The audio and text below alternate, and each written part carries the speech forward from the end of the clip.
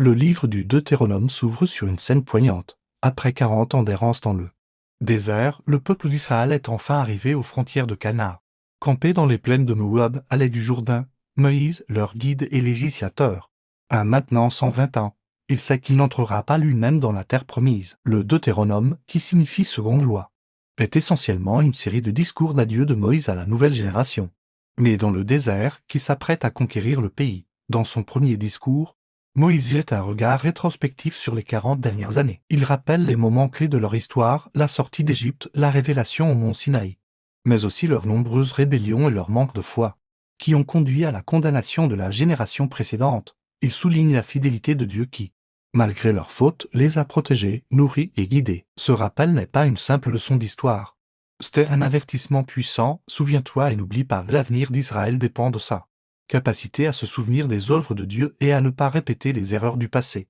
Le cœur du livre est le deuxième discours de Moïse, qui constitue une reformulation et une explication de la loi donnée au Sinaï. Moïse commence par le chemin Israël. Écoute, Israël, l'Éternel, notre Dieu, est le seul éternel. Cette déclaration de foi monothéiste est suivie du plus grand commandement.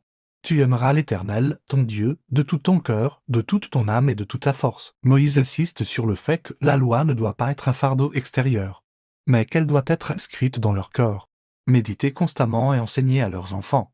Moïse répète les 10 commandements et développe de nombreuses lois qui régiront la vie du peuple une fois installé en Canaan. Ces lois couvrent tous les aspects de la société, le culte centralisé en un seul lieu que Dieu choisira, les lois sur la justice, la royauté, la guerre, la famille et la protection des plus vulnérables comme la veuve, l'orphelin et l'étranger.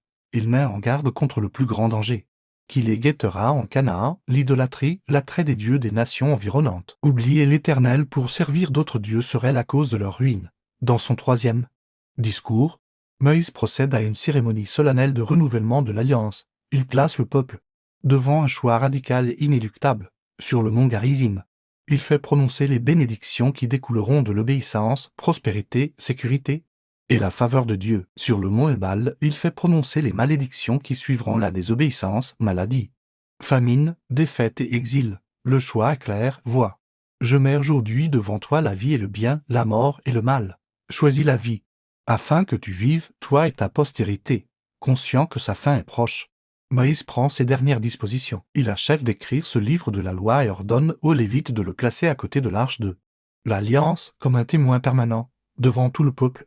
Il investit officiellement Josué comme son successeur, lui imposant les mains et l'encourageant à être fort et courageux, car c'est lui qui fera entrer Israël dans son héritage. Moïse entonne alors un cantique prophétique, un poème magnifique qui retrace l'histoire de la relation entre Dieu et Israël, célébrant la fidélité de Dieu et prédisant à la fois l'infidélité future du peuple et la restauration finale par la grâce divine. Après ce chant, il bénit une dernière fois chacune des 12 tribus d'Israël, leur adressant des paroles d'encouragement et de prophétie. Le livre s'achève par le récit de la mort de Moïse, sur l'ordre de Dieu.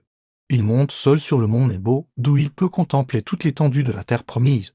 De Galaad jusqu'à la mer, la terre qu'il a tant désiré atteindre, c'est là, en présence de Dieu seul, que Moïse, le serviteur de l'Éternel, meurt. Dieu lui-même l'enterre dans une vallée du pays de Moab, et nul n'a connu son sépulcre jusqu'à ce jour. Le Deutéronome se termine par un éloge funèbre poignant, soulignant qu'il ne s'est plus levé en Israël de prophète semblable à Moïse, que l'Éternel connaissait face à face.